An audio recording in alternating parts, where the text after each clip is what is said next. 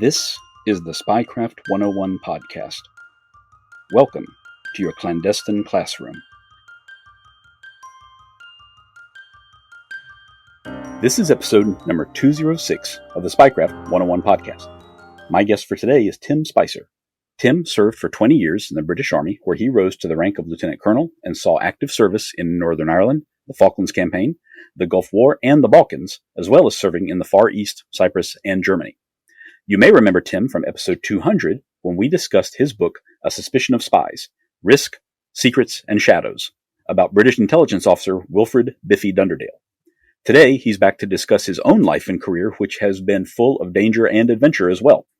Tim wrote about it all in his autobiography titled An Unorthodox Soldier, Peace and War and the Sandline Affair, which covers his service all over the world, as well as his work as the founder of a private military company not long after he left the British Army. By the way, if you're looking for a new way to get friends and family as interested in history as you are, or if you want to learn something new and unexpected every month, then make sure to check out History by Mail. Every month, History by Mail will send you reproductions of famous and influential historical documents from American history. Accompanying the documents themselves are articles which put them in the context of their times and help you understand the impact they had on the course of American life.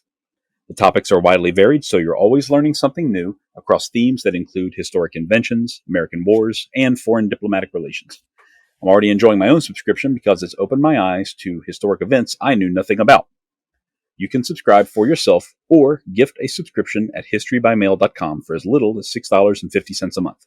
Just click the link in the show notes of this episode and use the discount code JUSTIN10 for a permanent 10% off your subscription. Tim, thank you for being here. Nice to be back. I appreciate it. I'm glad to see you again. After reading your book, I can't believe that you had so many events in your own life, so many ups and downs and adventures, honestly, that it reminded me at least a little bit of Biffy himself. You're not the first person who's said that, but it was in obviously a different time and place, but also a different environment. Yeah, definitely. You've led a fascinating life, and I'm glad to be able to share a little bit of your story with the listeners. So I'd like to go back to the beginning for you, as I always do, of course. Can you talk about just your early childhood and life leading up to joining the British Army?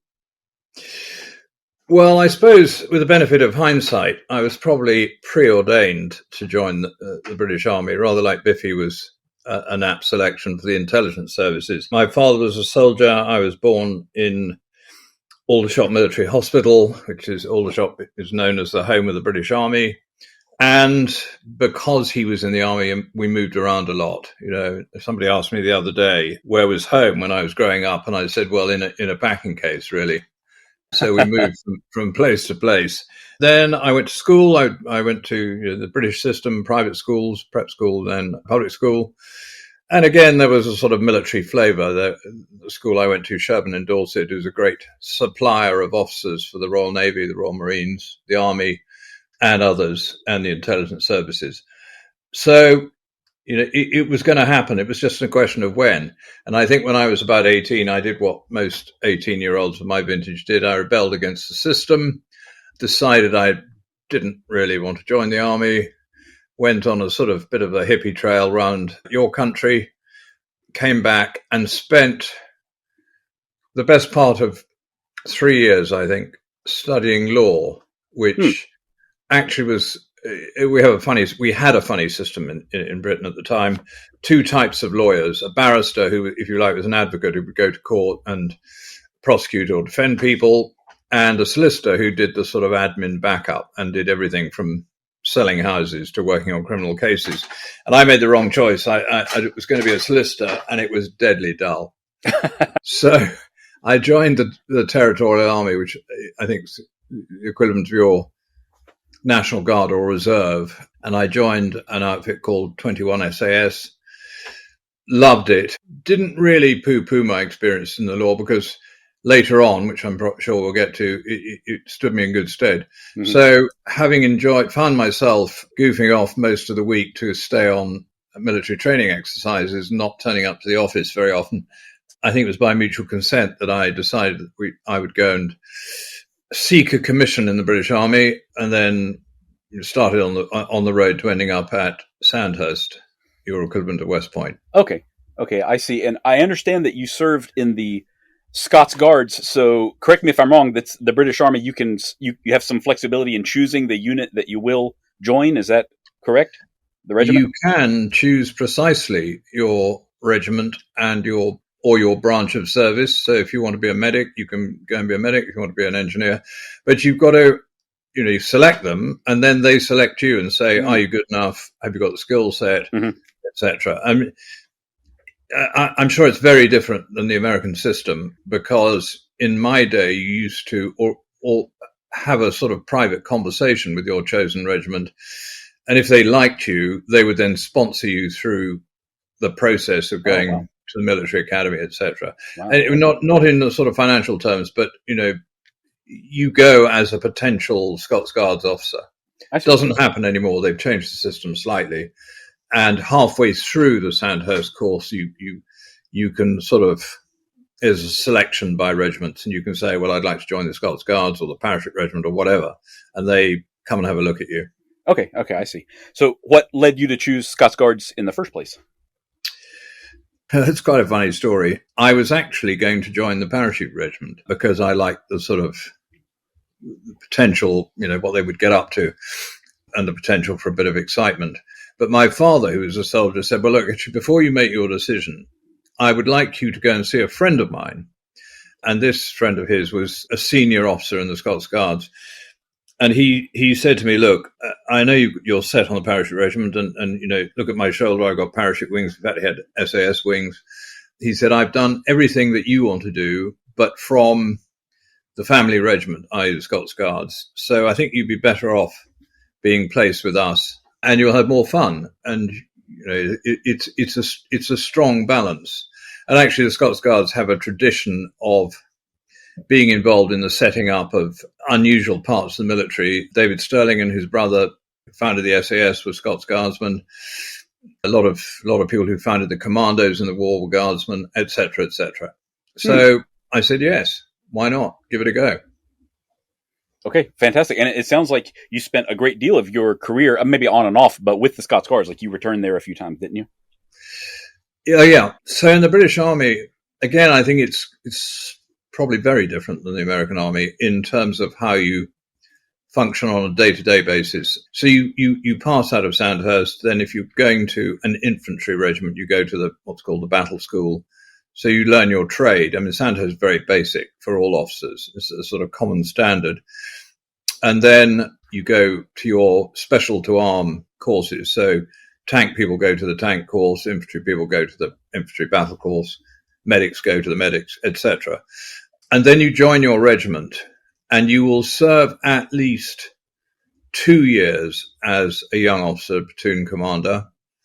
I did 2 years, and then I was selected to go off and run a syndicate in the very battle school that I'd been to. In fact, for non-commissioned officers, for sergeants and corporals and the like. So I did that, and then I came back for 2 years. You sort of dip in and out till you get really to the rank of major. No, you still dip in and out 2 years, but you're less there because there are only 5 or 6 majors appointments in a Scots Guards battalion. If you're lucky enough to command, you go back to command, and then afterwards you never go back. You go on the staff or you do other things. Okay, I see. So it seems like fairly early on in your career, you did a tour, one of at least 2 tours in Northern Ireland. Can you talk a little bit about what it is like actually deploying and serving in Northern Ireland during that time?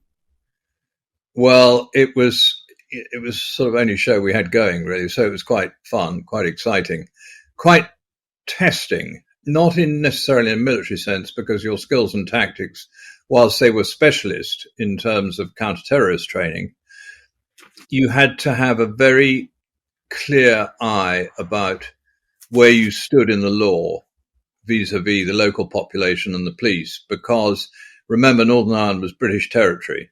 So it's sort of almost like operating in a high street in a village near London. Mm-hmm. So and this interrelationship between, it's a sort of 4-way street. You've got the local population who, depending which area you're on, are on a particular side, sometimes very anti you, sometimes very pro you.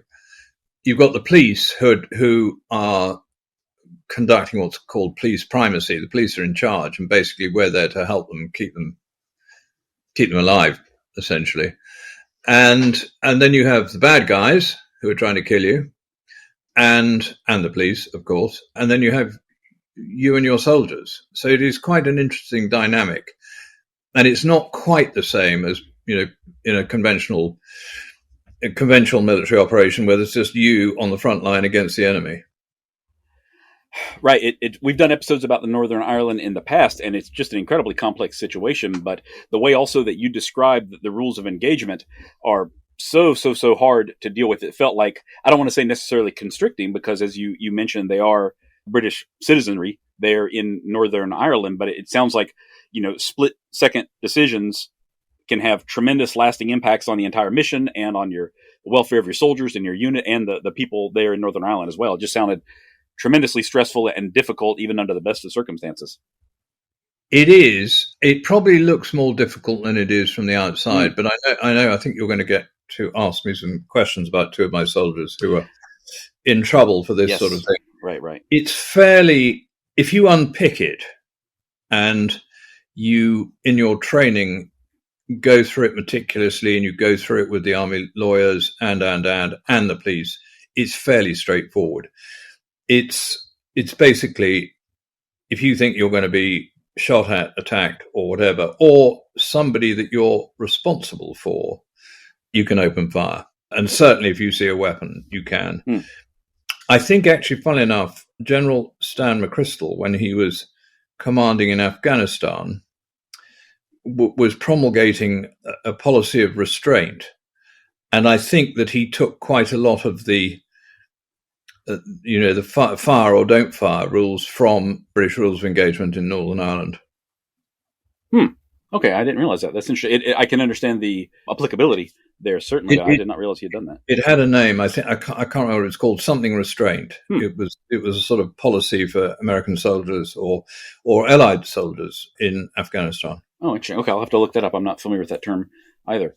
So I understand, though, that you had an incredibly close call. You survived a car bombing at very, very close range in, was it November of 78, I think? Yeah, that's right. I was actually sitting around in the police station in a town called Cookstown in East Tyrone, which was considered bandit country. I mean, it was quite tricky. And the IRA were doing a series of car bombings at the time, but they would telephone a warning to the police or to a newspaper with a code word. So you knew pretty much whether it was real, not a hoax. And in this case, they telephoned in a warning, and they actually gave an indication of where the bomb was. And this particular town had a sloping main street. It was running downhill, and cars parked on either side, sort of nose into the to the sidewalk. And one of these cars had been left with its headlights on, and that was the bomb. And we were trying desperately to clear the street of civilians because we didn't know how long we had before it went off. And I mean, it was a bit chaotic, really. And in those days, you didn't have personal radios like everybody has nowadays. I was dragging along a radio operator with this great radio on his back. And he was wearing, I think, a T-shirt and pajama bottoms. It was that we'd been crashed out that quickly. Gosh. And I sort of dragged him down towards the car, shouting to people, get out of the way, get out of the way. And we were quite close to it when it went off. We were very lucky. We were sort of blown by the blast into a doorway, and luckily of the doorway of a shop which had plate glass, which didn't break. I was amazed it didn't break. And we were sort of enveloped in a big cloud of yellow dust and smoke. And you may well ask yourself, why on earth were you blown to bits? Because the car was blown to bits, peeled backwards. And I think afterwards, I asked the ammunition technical officer, the bomb disposal officer, what happened? And he said, well, actually, the bomb was faulty, and they had put a small booster charge of plastic or TNT or something under the back seat and filled the back of the car with what's called HME, homemade explosive, which is made out of fertilizer and other ingredients. And the booster charge went off, So it was a much smaller affair, which wrecked the car and threw out all this stuff. But luckily, the homemade explosive didn't ignite.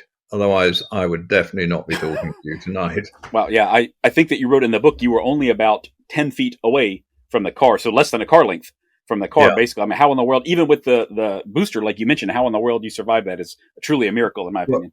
We were at 90 degrees to it with other cars parked in front of us, which I suspect acted as a shield. Okay, that does help, certainly. But still, incredible that you're here today. Did you suffer any, I guess we call it TBI now, the traumatic brain injury, concussion, anything like that? My doctors say no, but my friends probably say yes. Okay, understandable. Yeah, I think we're a lot more, I don't know if I'd say aware or cognizant of that kind of thing these days after so many explosions the past few years. But yeah, that's amazing. And did you go back on duty pretty quickly after that? Were you in the hospital for any period of time? No, we were fine, actually. I asked my radio operator, are you okay? And we sort of dusted each other down and checked that we were not bleeding all over the place. And we then got on with trying to make sure that everybody was outside the cordon, because what you do with these things is cordon them, and then there's an incident control point where the police are, and then that's where the bomb disposal people come, and ambulances, and God knows what else. And I think there were no casualties at all.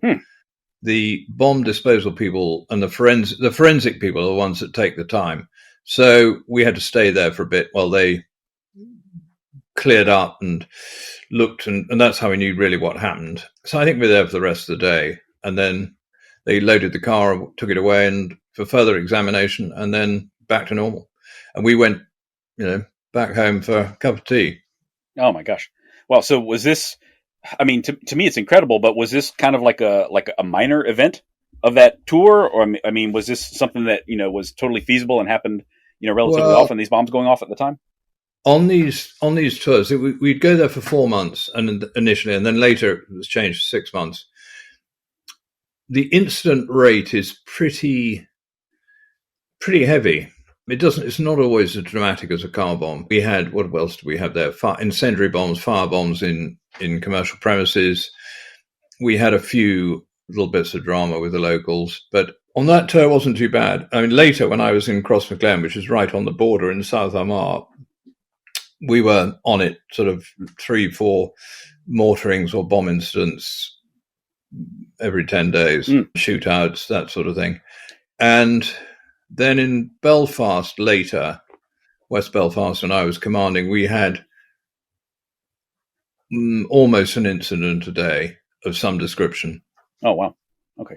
I did read Toby Harden's book, Bandit Country, about Crossmaglen, and just astonishing what went on there, especially compared to the rest of the country. It sounds like a truly dangerous tour there, and it sounds like you were there frequently.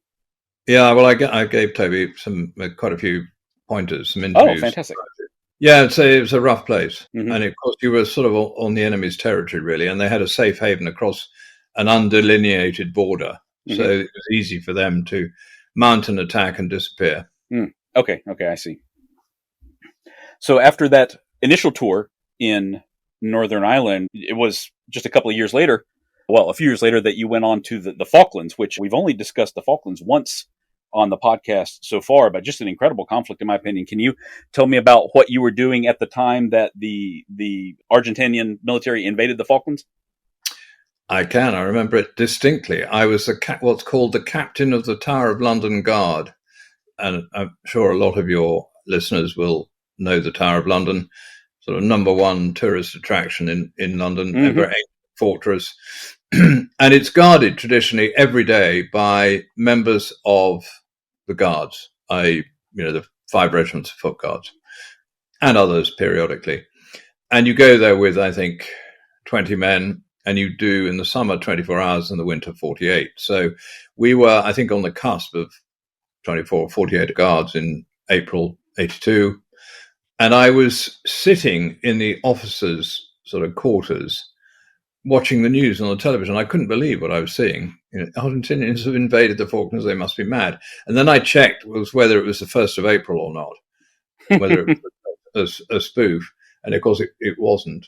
And as I was watching, the sergeant of the guard rang up and said, "What do you think?" And I said, "Well, not a chance. We won't be involved, because we're sort of well down the list of the roster of who might might go. And this was, I think, on a Friday night. Saturday morning, we got in our vehicles, went back to the barracks, Chelsea barracks. And as I was getting out, bearing in mind you're in all the sort of smart kit, tight trousers and red tunics and all this stuff, somebody came up and said to me, the commanding officer would like to see you. At the time, I was the operations officer, so I don't know what you call that in American. Is S3, does that sound right? That does sound right, yes. Yeah. So I went to the headquarters and saw the commanding officer, and he said, you've obviously seen the news. And I said, yeah. And he said, well, I've had a phone call this morning putting us on sort of not full alert, but, just don't discount yourselves from going. And you better really crank up the ops side of what we do and look at it, because the ops officer is also responsible for training. And come Monday morning, I want a draft training program of what we should be doing, because we're going to stop doing these guards and we're going to get ready. So that was fine. Started all that and looked at things like standard operating procedures and, how the battalion would function on operations or on a war footing. And by the middle of the next week, we were told to go down to the headquarters of what had been 5 Airborne Brigade, was called something else now, 5 Brigade, where we met the brigadier, the brigade commander, who said, well, welcome to the show. You've been allocated to me because I've sent, and bear in mind, while all this was going on, sort of while I'm talking, the parachute regiment, the Royal Marine Commandos, had already gone. The task force went, I think, within 72 hours, or I may be wrong. I mean, it's quite a long time ago, but it went quickly. And it was reminiscent of wartime. And all the big railway stations in the United Kingdom have things up on their electronic boards, usually trains coming and going, saying all members of the 2nd Battalion Parachute Regiment report to barracks immediately. So there was quite a lot of excitement going on. And so we then were on, and some people didn't believe we'd actually go. I was pretty convinced. So we took it seriously. We did a lot of training. We had a breathing space because we were the second wave, if you like. And we went on a quite extensive live fire training exercise down in Wales, which was very helpful because it replicated the territory that we were going to be working on and the climate. So it was very, very good. And it was a good chance to shake out and get ourselves sorted out.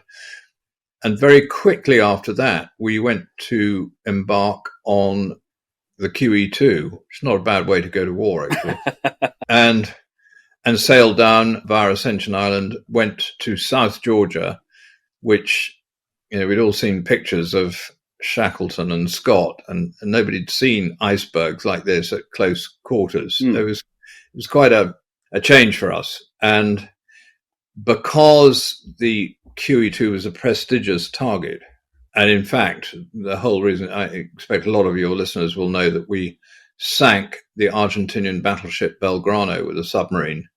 One of the reasons was it was threatening the movement of things like the QE2. Oh, and even though it was an old-fashioned battleship, if it had pitched up on the horizon and fired a broadside, again, I wouldn't be sitting talking to you. Yeah, what a disaster that would have been. So we were quite glad it was sunk.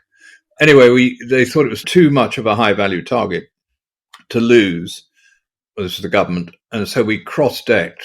I switched ships to the Canberra, which is a bit more clapped out, and had just put the Marines ashore. And then we landed on Blue Beach in St. Carlos Water. I can't remember exactly which day. I've got a feeling it might have coincided with D-Day. I think it was either 5th or 6th of June, 1982. Okay, so fighting was ongoing in the islands by that time, like on the ground when you actually landed, but there was still a lot to do. The Battle of Goose Green had taken place, which was the first. The task force landed. We seized a beachhead, no opposition, very little, until the airstrikes came in. And then, as far as I remember the sequence of events, I think 2 Para had already conducted and won the Battle of Goose Green. So we came in on the back of that, and that's when everybody thought, this is real.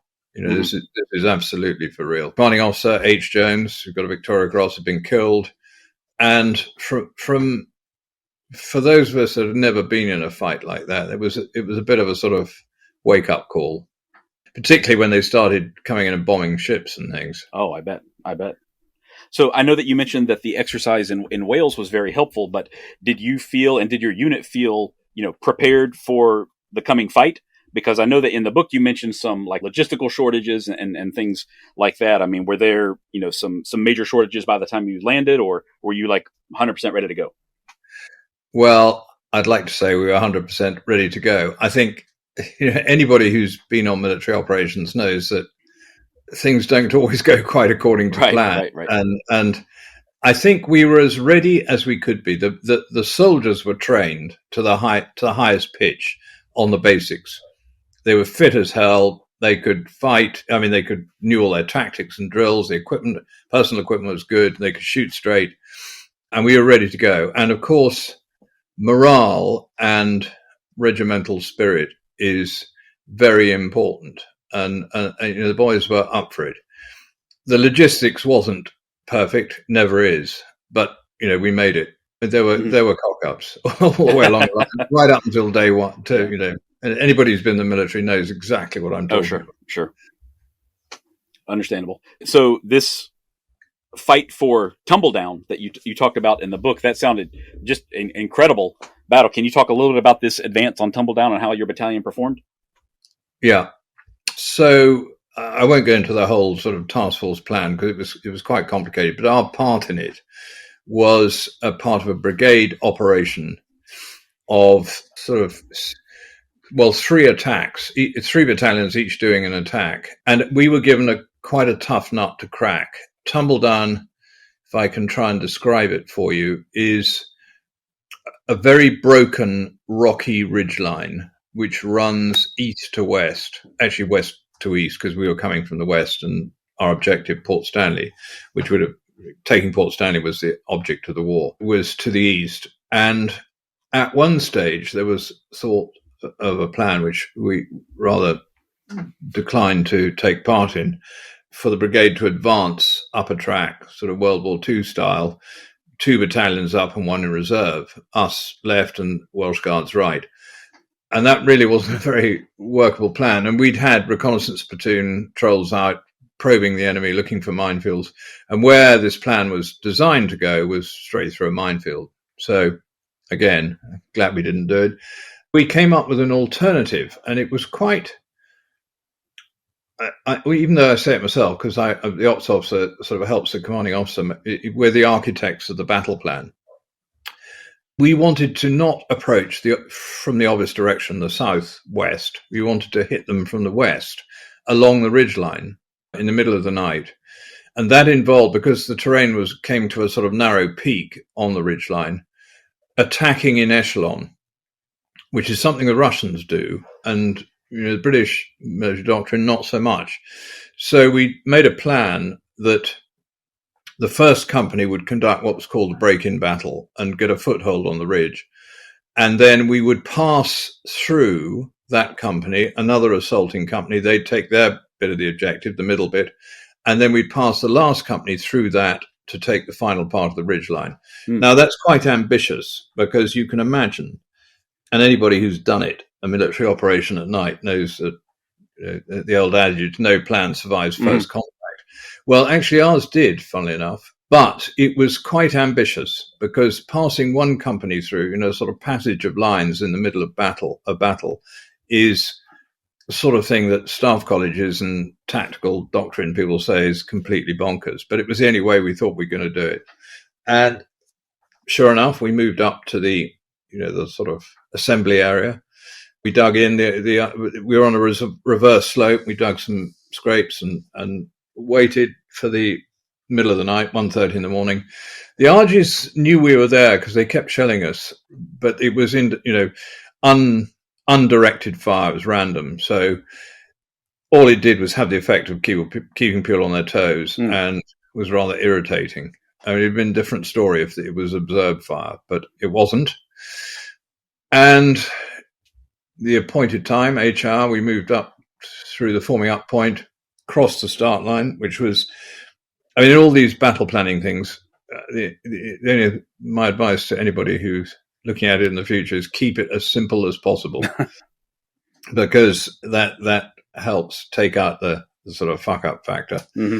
And our start line was a broken fence line, which was marked on the map. So we knew when we were jumping off exactly we were in the right place. So rather than getting in a muddle before we started, first company went off, took their objective very quickly, actually, with minimal resistance. And so they formed a firm base. They then started to take mortar and artillery fire, which was very uncomfortable for them because they were sort of either occupying Argentinian trenches, which were not the most hygienic, and they just had to sit there while we got on with the battle. We moved up, and I was with the commanding officer with the tactical headquarters with all our radios and things, and we were behind each assaulting company. The next company went in up to the middle of the ridge line, and you can imagine this is, how can I describe it for you? It reminded me of a Western, actually. Sort of rocks and broken terrain and the sort of stuff you might suppose find in Arizona rather than rolling grassland of Montana or wherever. And it was pretty shitty conditions to fight through. Our night vision was not what it is today. We had really first generation stuff. It was pretty useless, very heavy, cumbersome. And actually, in the end, we didn't really use it. We just, you used your own night vision and hope for the best. Mm-hmm. But that company got into a real fight, a proper gutter fight, and got pinned down, actually, by the enemy just before they got to the top of the ridge, the central point on the ridge. And then we had a pause, and it got quite tricky because the artillery had what is called a rogue gun. Don't ask me to explain. I'm not a technical artilleryman, but it took a while to get the thing online, but luckily we had a naval gunfire support party. And the commander of that came up and said to me, look, I can crack this for you now. Just give me the word, give me the coordinates. And I said, fine. And he said, stand by, rounds in the air.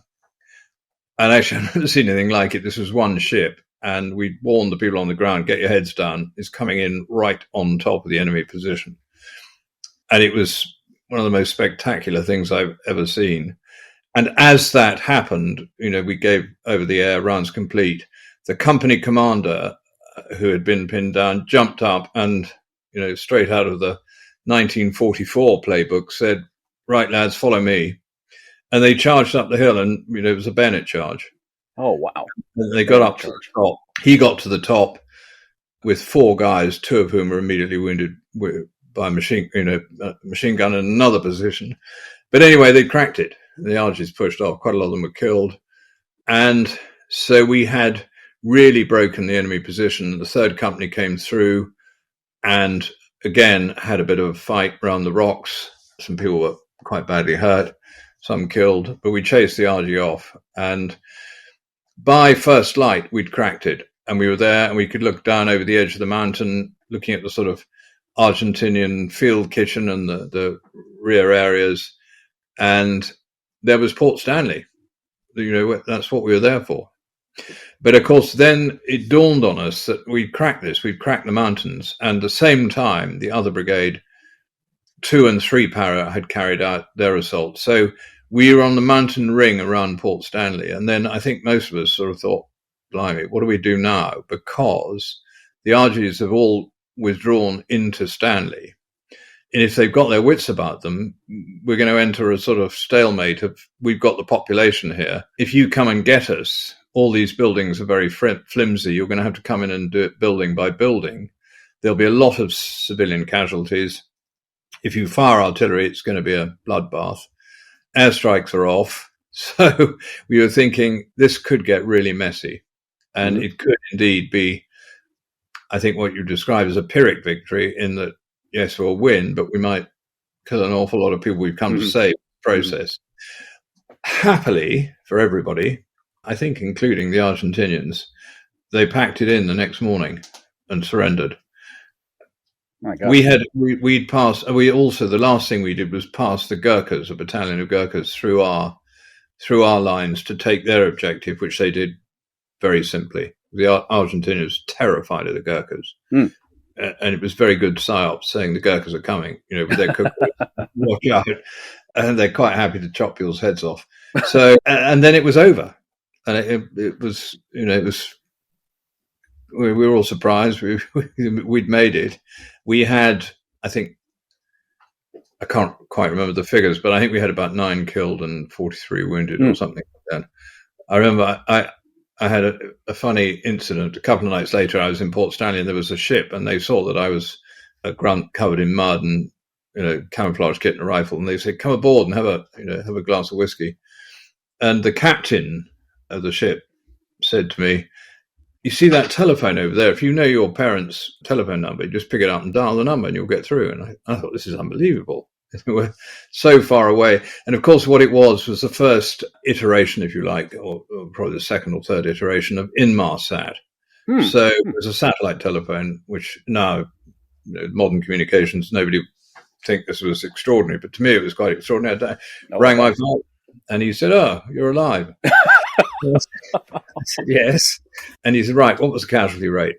Did you take the objective?" You're a typical soldier. And I said, "Yeah, 9 killed and 43 wounded." And he rather nonchalantly said, "Oh, well, World War II, that was a bad night's patrolling." Oh my gosh. I thought, okay, that thanks. That puts that in perspective. Wow. But it was quite, it was quite testing for us. We'd never done it, and it was difficult, but we did it. It certainly sounds that way. And Tim, as I read through, it happened for you when it happened, of course, but I just read the book this past week, really. And as I read through it, I was thinking at the end of that section, I was, if I had been present for this battle the way you described it, I would have been thinking about it every single day for the rest of my life, probably. Well, you get over it. Yeah, but that's sort of probably unfair. It affects people in different ways. And I think at the time there wasn't this understanding of what's called PTSD, which in those days was called shell shock or battle shock. I suspect we had 1 or 2 people who developed PTSD that we didn't know about because we didn't understand it. Now it is much more clinically recognized. It's much more understood by the chain of command. But I was lucky. It didn't affect me. Although, as I said before, my friends might disagree. Right. I do believe that from the little bit I've read about PTSD research, I think that having such a clean and clear victory like that helps suppress a lot of those lingering feelings in later years. It's different for every person, of course, but I mean, the fact that you so clearly were victorious, I think that was a big help, probably. I think also three things I'll comment on that. Yes, it was short. It was a short duration too. That was the other thing. It didn't go on and on for months. If you're sitting in an outpost in the mountains of Afghanistan, you're being shot at by the Taliban all day, every day. That is very wearing. This happened quickly. It happened. We knew it was going to happen, but the actual event happened inside 12 hours, and we won. You're right, and we had huge sort of regimental spirit before we went in, and that is always helpful. I think the casualty rate was comparatively low. No casualty, not a single casualty is not good, but ours was relatively low, and we won. And we knew, and then the Argentinians surrendered, and we knew that eventually we were all going home in one piece. So I think the potential for PTSD taking hold was not there, not in the same as a 6 months tour, or in some case, I've known and worked alongside units in your army who have done 12 months on operations, day in, day out, against a very unpleasant enemy, and you never know where it's coming from. I'm thinking of people who served in Fallujah and Ramadi, right. and in the sort of mountain outposts in Afghanistan. So it builds up, and I think if you ask a qualified psychiatrist or somebody who's clinically knows about this stuff, they'll say that time and continuous exposure means that you're more likely to have cases of it. Yeah, certainly seems that way. But I mean, you came out of it. Sounds like your unit came out of it very, very well overall, all things considered. Yeah, I don't recall any case. It doesn't mean there weren't cases of it, in closed up in people's minds, but we didn't have a big spate of it. Sure. So after the Falklands, what did you do next in your career? Like, what were your next few moves? what did I do after that? I ran a training centre for a little bit, and then my Guardians from the Falklands very kindly got me out of that and said, "You better come to Cyprus," where I was the most senior reconnaissance platoon commander in the British Army, because I was a major by that stage. And really, I was just marking time. I was going to the staff college, our equivalent of Leavenworth. And it was really just to have a bit of fun, do some serious soldering, or not so serious soldering in the sun. But it was good fun. So I did that. And then I went as a student on our staff course, which was a year long. Came out of that, and there's always a sort of twin track when you come out. You have to do 2 years on the staff and 2 years as a company commander, and both of those count towards whether you're selected for command. I did my company commander bit, and again, I was back in Northern Ireland in Crossmaglen in the border country, and my 2 years on the staff was a brigade major in an armoured brigade in Germany, and then I went back to the staff college as an instructor for 2 years or 18 months, because I cut that short, or it was cut short because of the First Gulf War. And after that, I commanded my regiment for 2 years. Okay, I see. Was this in 1992 when you were back in Belfast? Do I have that correct? Yes, that's right. Exactly. Was that your third time in Northern Ireland or second? Maybe I'm confused. Fourth. Oh, gosh. Yeah. Okay, wow. Okay. Quite an experienced hand by that point then. Can you talk a little bit about that tour? I know that you kind of alluded to it a little bit earlier in the interview, but... Yes. So I was commanding West Belfast, which is... I always seem to sort of get the sticky ones at Crossmaglen, East Tyrone, and West Belfast. And it's West Belfast very much a Republican stronghold. And we had quite an interesting dilemma behind the scenes. We had ongoing daily operations against quite an active enemy. And they had this very nasty weapon called the coffee jar bomb, which was exactly as it says. It was a coffee jar, sort of domestic coffee jar, in which was put Semtex explosive and what is called dockyard confetti, which is nuts and bolts, rusty nuts and bolts and things. Dockyard confetti. And they would throw, they're fantastic terrorist weapon, because you can sneak down a wall knowing there's a patrol on the other side, ignite the thing, chuck it over the wall, and you'd be gone. But it would go off, and there'd be chaos and confusion and casualties and God knows what else. But at the same time, we were running behind the scenes very close hold stuff, the Peace and Reconciliation Group, where actually we were talking not directly to the IRA, but community representatives, in inverted commas, who were in touch with the IRA. And that was odd, because, we'd have them in and sort of talk about how we could make things better and how we could work towards a cessation of hostilities, because be under no illusion, it was actually a war going on between us and the IRA. Mm-hmm. And then on the other hand, you go out on patrol and you find all these incidents going on. And so it was a sort of quite a schizophrenic existence.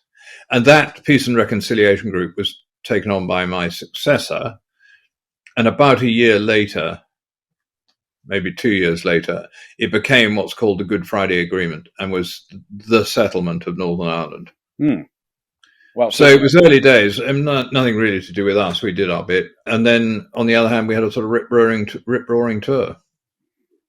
Okay, yeah, it sounds like just such a dynamic kind of environment to be working. And like we talked about a little bit, you mentioned two of your soldiers got in pretty serious, very serious trouble during that tour. Can you talk about what exactly happened to them and the lasting effects of that? Yes, I can tell you the entire story if we've got time. Absolutely, yes. So we're in this environment of hostile activity, coffee jar bombs, and we got intelligence that the IRA were moving a load of coffee jar bombs into a particular area and stockpiling them for use later.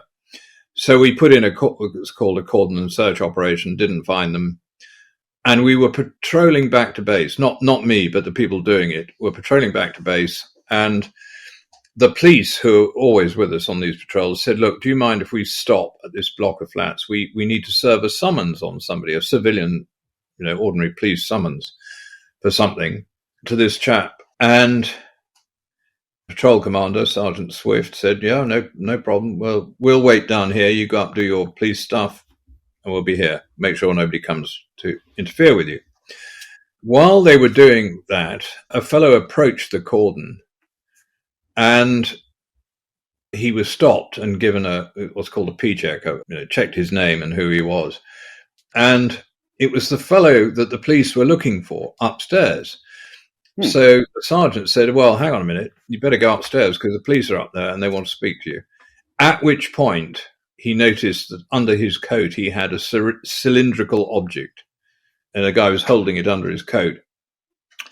And he then legged it. He ran off. And this is why the legal stuff is so important, because Sergeant Swift said, stop him. He didn't say get him, shoot him, kill the so-and-so, which could be misinterpreted in a court of law, because remember, in 3 months' time, everything you said is going to come out in a court of law, and it sounds a bit different there than it did at the time. And two of my soldiers chased this chap. He jumped over a wall, ran down one street, turned down another, got down behind a row of parked cars, and disappeared. And both these soldiers thought to themselves, aye, he's going to throw a coffee jar bomb at us. So as he popped up, they shot him, each with 2 shots. And sort of unbelievably, because military marksmanship in any army is never as good for real as it is on the ranges. All 4 rounds hit him, and he didn't drop dead. He crawled into a house, crawled through the house, through the garden, into an alleyway behind, where he expired. So I was sitting in the brigade headquarters at a conference about 15 miles away from this, and a staff officer came in, whispered to the brigadier, who sort of got very excited and said, the Scots Guards have shot a terrorist. And I just had a feeling in the back of my mind, these things never pan out the way you think they are. The first reports are always wrong. So I said, okay, let me just go out to my vehicle to the radio. And so I got a little report. And I said, okay, well, keep me posted, because it sounds okay. Then another report came in saying, no weapon found. Now, that's critical, if you remember everything I've said about the legal situation. And I said, I better go and see what's going on. Drove down there, by which time the cordon of this incident collapsed. 2 soldiers are back in barracks. I went to their barracks, it was a fort. Went to the fort, got hold of their company commander, the major who was in charge of them, and the regimental sergeant major was with me. So there was a gang of us. There was a company commander and the company sergeant major, sensible people, myself and the regimental sergeant major. And I said, well, where are the soldiers? And they said, well, we've taken their weapons off them, which you have to do for forensic analysis. It's part of the drill. And they're having a cup of tea. And I said, well, what's the plan? And the company commander said quite rightly, well, have a cup of tea, calm them down. We can have a chat with them, get an initial report on the incident, and then I'm going to get them to re-zero new weapons and go back out on the street. And I said, well, that's very sensible, but I think we should have a chat to them first. What I want to happen is that all 4 of us will individually go and speak to them briefly and hear their story. And then we'll come out and we'll decide whether what we hear is what we believe. So everybody comes out, I go in last, and I come out and say, right, what do you think? And unanimously, we said they're telling the truth. They hadn't concocted anything. There was nothing too off pat. It was just calm sort of recitement of the facts. So I said, well, I believe them, carry on. As I was doing that, somebody said that there's a telephone call for you, came from the headquarters, asked me what was happening, and I explained. And they said, well, actually, no, they're going to be arrested. And I said, what for? Anyway, this went on. They were arrested, and eventually they were they were in close arrest. Eventually they were charged with murder. I, of course, was not very pro this at all. And I made my feelings quite well thought, well recognized.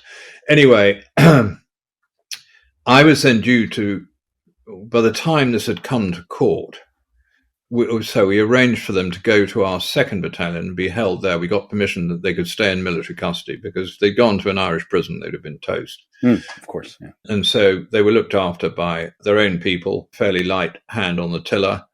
And eventually they went to court in Belfast. I had by this time left the army, and they were convicted of murder. It was called a diplock court. It was a single judge sitting on his own. It transpired that the cylindrical object was a rolled up towel with swimming trunks and something else inside it. But it looked the same size and shape as a coffee jar bomb. Mm-hmm. And that is actually, if you look at the law in the cold light of day, that is grounds enough. Him having this object concealed under his jacket, going down behind cover, and indicating that he was doing everything that looked as though he was about to throw a bomb. Given the fact that we'd had these things, attacks every day, I felt the soldiers were justified in opening fire. And he'd run away from a cordon, and. The judge did not agree with that, convicted him for murder, and they went to prison. But the fallout was that very shortly after they went to prison was the Good Friday Agreement, which I talked to you earlier about. Yes. And they, along with terrorists, were released from custody, and the army had been completely supportive. And rather than getting rid of them, said, well, of course, we'll have you back. And they went back to duty. Oh, wow. And that was that. So the army rallied around and did the right thing. I think the judge, he's dead, so I don't have to worry too much what I say. A single judge in West Belfast, I don't think was a very sound idea. It was done because impossible to have juries. They'd all be intimidated. But I think a single judge can be intimidated too. And I think he was coming to his retirement date, and I think he did not fancy a call in the middle of the night from the IRA. So my personal view is it was a miscarriage of justice, and those soldiers should never have been charged, let alone convicted of murder. But that's my opinion. I would say that, wouldn't I?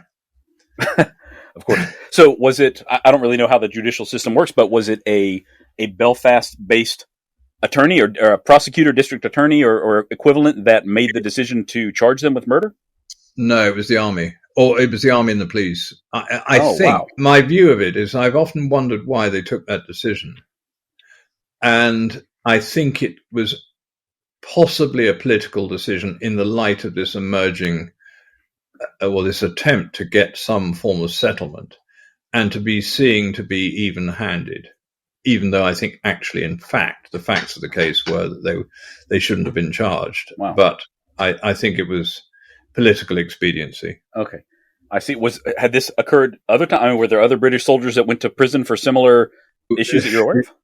It's an ongoing saga in the United Kingdom at the moment, retrospective prosecution. I mean, there are soldiers who've been prosecuted for murder, several of them, and it is an ongoing legal issue in the United Kingdom. Okay, interesting. The previous government, not the current government, had created a Act of Parliament, a bill to stop all this retrospective investigation of incidents. The campaign's over, everybody's been let out of prison. Why are we doing this? But this government has or is about to overturn that, which will mean a lot of people have to have this sort of ongoing sword of Damocles hanging over them until it's resolved. But the fact, again, this is my personal opinion, the fact is, if you put an army into a counterinsurgency situation, it's very difficult in your own country. It's pretty difficult in somebody else's country. But you have to make sure they have the support of the entire system, not just the military, but, the general public and the legal system. And that's why it was so important to I spent quite a lot of time going through the yellow card, what's called the yellow card, the rules of engagement, with my soldiers. In fact, me standing up with a military policeman with 600 of them there saying, this is what you can and can't do. And I was firmly convinced that what those two soldiers did was absolutely within the rules of engagement. But, that's me. Yeah, it certainly sounds like the guy posed a threat, like you mentioned, popping back up like that. I mean, I would have hated to have been in that situation myself, because I can see how precarious it is. One wrong move, certainly. And, clearly you guys were in a very, very dangerous part of the country as well. Yeah. Wow. So, Tim, you mentioned a minute ago that you were out of the military by the time this was going on. So you left the service not too long after that fourth tour in Northern Ireland? I had finished my time in command pretty much at the end of that tour. Well, actually, no, I was there for a bit longer, a few months longer. And then I decided to leave because I felt that my time of commanding soldiers was coming to an end. I didn't really want to go, into government ministries or anything. And I left and I went, well, I'd signed off and actually I was leaving. I had a few days to kill. And the telephone went, and it was somebody called General Sir Michael Rose, who is a big SAS general, saying, "I'm in Bosnia. I want you to come and work for me for 6 months." And I said, "Well, General, I can't. I've left. I've got a job." Anyway, he's not somebody to be trifled with, Michael Rose. He said, "Okay, how's this? I'll fix the military secretary's office, the personnel department. You ring up your people you're going to work for and tell them, can you defer it for 6 months?" Luckily for me, the person I was going to work for had been in my regiment, so he quite understood. So I went off to Bosnia for 6 months, which was extremely interesting. And then I left from there, and I did a bit of work in the financial sector and found that not very entertaining either. Right. So I understand that you, after just a few months in the financial sector, like you mentioned, you joined this company called Sandline. So how did you find them, or how did they find you, and what did you do for them? Well, Sandline were a sort of unusual organization, I'd say before their time. So a friend of mine, he's quite well known. Some of your listeners will have heard of him, Simon Mann, sadly died about a month ago. He had this company, and he'd been messing around with what really was the sort of embryonic stage of a private security or private military company. They had been very successful in Angola, and they had actually rung me up before I was commanding, and because good friends of mine, and said, would I like to leave and come and command this outfit in Africa? And I said, no, I really want to command my regiment. I'm not going to go. But they were successful. I was bored. So I went to join them. And quite quickly, we had 2 adventures, one in Papua New Guinea and one in Sierra Leone. Neither of them went particularly well. Actually, we had a revolt for various reasons of the armed forces in Papua New Guinea, who we were there to help. We'd uncovered that they'd been up to things that their government didn't know about, and they knew we were going to. Well, they knew we'd found out, so they mounted a bit of a coup. It was sort of bloodless. It didn't really affect us too much. I was locked up for a bit. I had a bit of trouble with. They did a mock. Well, they were about to execute me for real, and then the British ambassador stepped in, and then we had a bit of drama. They were going to have a shootout when I was in a jail cell, and one of the rebels was standing outside the door with a gun. The ambassador, in his wonderfully starched white uniform, walked in and said, "What the hell do you think you're doing?" He's under my protection, and off we went. And that was that. Sierra Leone was not successful because, well, it was very successful from an operational point. We'd been asked by the ambassador and to be supportive of the democratically elected government, President Kaba. And Kaba was a charming man. He was a Muslim who had been a civil servant under British rule. He'd been an assistant district officer, and he had fought and won the first properly democratically run election in West Africa. International observers, everybody knew this was for real. He was the president. And he took office, and guess what? The Revolutionary United Front, extremely bad people, and I know this is history to a lot of your listeners, but they were the people that would go into a village and chop people's arms off. They'd ask you if you want short or long cuffs and chop it off with a machete. The worst sort of thing they did was they'd find a pregnant woman and they'd take bets on the sex of the baby and then cut her open. I mean, these were really extremely unpleasant people. And we felt that it was the right thing to do to support Kaba. The army was shambolic, and we were going to help him help his military take the war to the RUF. And so this is where it gets complicated. The United Nations had passed a resolution condemning the RUF, the rebels in Sierra Leone, but they drafted it to include a passage to say that nobody can support the war and this is how it actually came out, in Sierra Leone with weapons. And we had agreed to provide weapons and training to the military and to a militia that was loyal to President Kaba called the Kamajos, the hunters, and they were jungle hunters, and they were extremely good, better than the army. But the UN resolution had been interpreted in Britain as being a total ban on any form of export or import in the country of any form of weapon system. Whereas actually, as it was crafted, which was proved later because we took the matter to court, the UN resolution was actually not brilliantly worded, but it basically meant it was designed to prevent people supporting the rebels.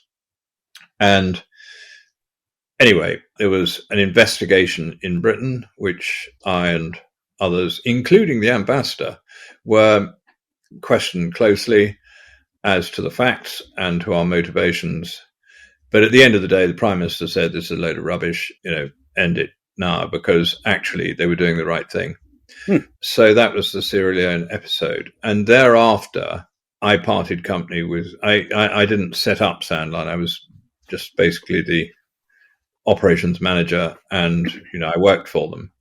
Two things had gone wrong. I rather wanted to ensure that it didn't happen like that in the future. As I've written in the book, I was very clear about the role of private security and private military companies in future conflict, because bear in mind, we're in an era of the collapse of the Iron Curtain, the Soviet Union, and glasnost and perestroika in Russia, and of course the knock-on effect of a peace dividend in the West.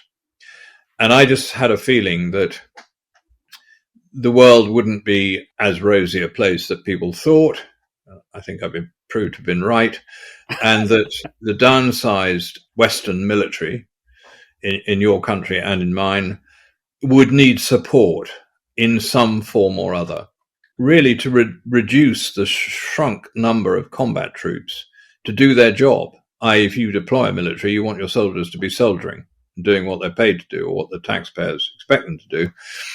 You don't want to be in a position where you have, for example, and I'll try and keep this simple, one battalion of troops doing the fighting, but that really means that you've got to have one battalion having just left, going on leave, and one battalion training to go. So 1 equals 3 already.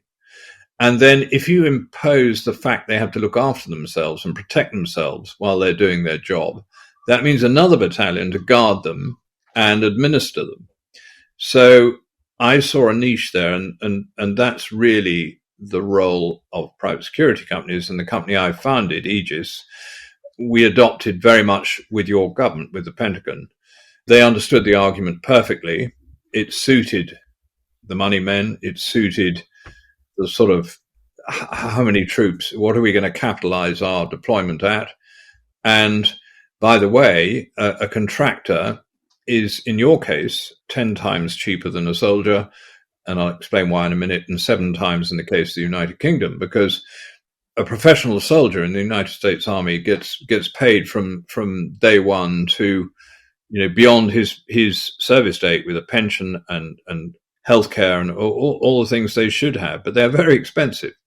And if you think of the throughput, and I'm not even including in that the medical bills and the long-term medical care and visits to John Hopkins and all this sort of stuff. A contractor, you pay from the moment the contract is signed, and you stop paying him the moment the contract is up, and there is no residual cash flow problems afterwards. You're on your own. And the Pentagon saw this argument and got it, which is why we ended up with our newly formed company, Aegis, deploying to Iraq and subsequently Afghanistan, subsequently Somalia, a little bit in Libya, and certainly in Yemen, in order to fulfill that role of being supportive to the frontline troops. And it was a very simple argument and equation to me, but you had to deliver. You had to do what it said on the tin. And we did, luckily. And as a result of that, our contract with the Pentagon kept getting bigger and being rolled over. And I think we worked for your government from 2004 to 2012, 13. Oh, wow. That's my gosh, it's so many times, so many renewals, I guess. So, Tim, your autobiography was published prior to you founding Aegis, it appears. So I really don't know much about it. Can you tell me about the types of support? Like, was it more like security in nature or logistical in nature? No, Aegis was a private security company, and its focus was to provide security, i.e. what it says on the tin. And that meant everything from close protection details for individuals, and we looked after quite a few American generals in a close protection team and enabled them to move around the country safely, to providing close protection for people, in our case, conducting reconstruction operations, primarily the Army Corps of Engineers, when they'd go out to visit a site, repairing the sewage system in Ramadi. If they'd gone on their own, well, if they'd gone with the military, it would have upped the bill, and it would have stopped the military doing what they're very good at, which was patrolling the streets of Ramadi and finding the bad guys. So we relieved them of that duty, but we also protected them and made sure these people in the Army Corps of Engineers, who, as you probably know, are a hybrid of military and civilian personnel, and we enabled them to go and repair the sewage system or build a school or medical center or whatever. And we guarded bases too. We guarded big military installations.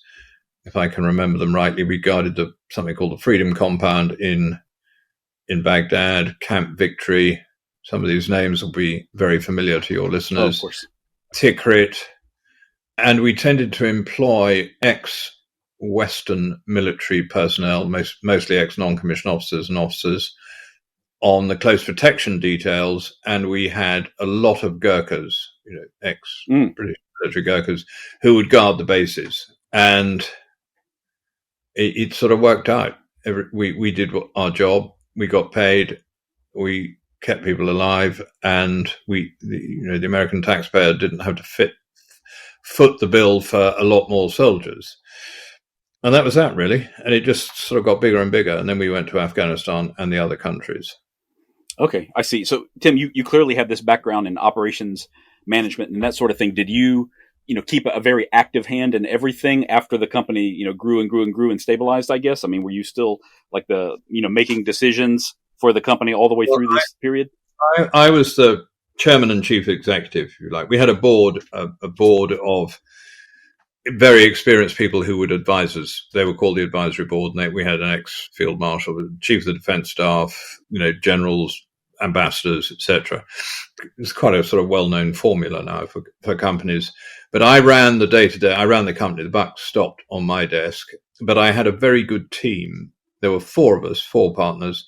And I had my consigliere, I used to call him, the Tom Hagen from The Godfather, the fellow who did all the money and all the administration and the contractual obligations and the legal obligations. And he was brilliant at it. He'd never soldiered a day in his life. But he could, quite amusing really, if you have a contract with the American government as a contractor, you're subject to something called the FARs, Federal Acquisition Regulations. Mm-hmm. And they are, if you actually have a copy of them, they're small print, 4 telephone directories. Horrendous. I don't even think the contracting officers know what's in them. Mm-hmm. But this fellow, my consigliere, knew them backwards and could quote them back at, we were having contractual negotiations. It's very impressive. But he was one of these people who could pick up this stuff very quickly. And he kept us on the straight and narrow, legally, contractually, financially. And then he was assisted by the third partner, and then the fourth partner did something completely different, open source intelligence, mostly for commercial clients. So I did talk the talk at the top level with the clients, with the Pentagon, and subsequently State Department. And then I would go out and do the commanding officer bit, if you like, go and visit the troops all the time. And I would go every 6 weeks to Iraq. Oh, wow. Lots and lots of trips over the years then, I guess. Yeah, I know just about every single boulder on every road in Iraq. I used to drive the whole around the whole country. Wow. Very impressive. Visiting the troops, because it's the old adage of being the commanding officer. You've got to go and be seen and see them, sure, and share some of the hardship. Sure. So I'm curious, how big did you just get? Like, what at the height? Like, how many contract employees did you have at one point, if you recall? Well, I think we had about 8,000. 8,000. Oh my goodness! Yeah. Wow. I used to have a standing joke with the senior British soldier in Iraq, who was the deputy force commander to successive American generals. And he was always a British lieutenant general, major general. And they were all friends of mine because they were all my contemporaries. But on one particular occasion, there was the military commander's conference in Baghdad. And it was very hierarchical. I think this was General Casey, if I remember. He sat at one end, and the Brit number 2 sat next to him on the left-hand side of or right-hand side of the table. And I went up to him and said, "I think you're sitting in the wrong place." He looked at me as if I'd gone mad. And he said, "Why? What are you talking about?" And I said, "Well, actually, I'm the second biggest coalition partner in the room." It was a joke, obviously, but he got the message. Oh my goodness! Wow, it was quite fun. It was a bit of banter. Mm-hmm. That's fantastic. But we did have quite a lot of employees, and all that goes with that. So is Aegis still in business? Are you still involved right now? No. In 2015, we decided to call it quits, and we sold the company. We sold it on. People wanted to buy it. They really wanted it. It was only ever going to be a trade sale within the private security industry because people wanted our quite lucrative American contracts. We had I'd probably had quite enough of driving around Iraq and flying to Afghanistan and then flying to Somalia. Home life was suffering a bit. And the other thing was that, rather surprisingly, actually, it didn't happen that often, but the 3:00 in the morning phone call on your cell phone is never going to be good news. Right. And I just thought, right, I've had enough of that. So we sold it. And that was that. Wow. So what have you done since 2015? Any other business ventures? Are you enjoying retirement now? Well, I've written books. Yes, you have. Yes, you have. Some of which you very kindly interviewed me about. Yeah. And I do that, really. I do a little bit of consulting. If people want to ring up and ask my opinion on things, I do a bit of that. But largely, I've sort of certainly hung up the M4. Boots, probably not quite. But no, I'm sort of retired, although I seem to find myself quite busy. Certainly seems that way. I'm glad that you had time to talk to me, though. I'm curious. I think you told me last time, but aren't you working on another book right now? Another biography. I tend to pick biographies of people that they fall into the category of the most famous people you've never heard of, like Biffy. This is another one. He's a gentleman called Lieutenant Colonel Brian Franks. He's a very unusual fellow. He started life in the hotel trade in the sort of height of the 1930s. He joined up in, again, the sort of what we call the Territorial Army, the reserves. And anyway, he then commanded at the end of the war the 2nd SAS Regiment, which he led on operations in France after D-Day and in Germany and Norway. Subsequently, the end of the war, the SAS was disbanded, and he was the man. The sort of subtitle of the book is The Man Who Saved the SAS, because he got them back into the order of battle of the British Army. Oh, wow. Okay, that sounds fascinating. Any idea when you'll be finished with that, like in the next year or two, perhaps? It'll be published in September 26. 26. Okay, that's not that far away, a little over a year. Great. Well, I'm definitely looking forward to that. Tim, I really appreciate your time, by the way. For those of you who want to read his autobiography, it is out of print right now. I actually had a little bit of a hard time getting a hold of a copy myself. I had to wait several weeks to get it, but it's absolutely worth the purchase. It's worth the search. It's worth the read. It's called An Unorthodox Soldier, Peace and War and the Sandline Affair. So, Tim, thanks again for your time. I really appreciate it, and I look forward to your next book as well. Not at all. Thank you very much. Take care. Bye-bye. If you're interested in more of Spycraft 101, look for my page on Instagram at Spycraft101. You can also find more great articles on my website, spycraft101.com. Thank you all for listening, and I hope you'll stick around because there's lots more to come. Disclaimer. This podcast is for entertainment purposes only. The stories and statements expressed herein are experiences and opinions. They may not reflect the views of the host or the production studio. It's okay if you disagree with our content. No piece of media is right for everyone. If you love Spycraft 101, please check us out online, on Instagram, on YouTube, and especially on Patreon. Thank you for listening.